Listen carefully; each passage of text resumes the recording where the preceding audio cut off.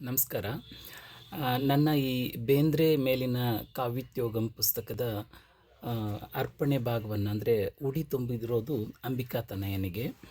ಆ, ಈ ಉಡಿ ತುಂಬುವುದಕ್ಕೆ ನಾನು 4 ಕಂದಗಳನ್ನು ಬರೆದು ಬೇಂದ್ರೆ ಮೇಲೆ 4 ಕಂದಗಳನ್ನು ಬರೆದಿದ್ದೀನಿ. ಅದನ್ನು ಇಲ್ಲಿ ಓದ್ತಾ ಇದ್ದೀನಿ.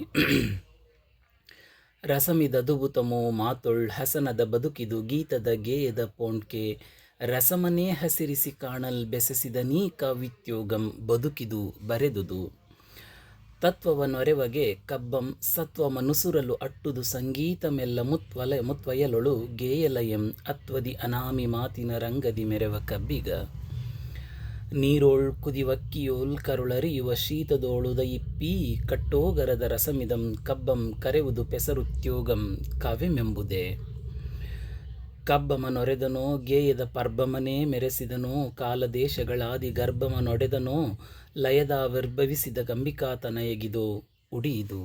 ನಮಸ್ಕಾರ.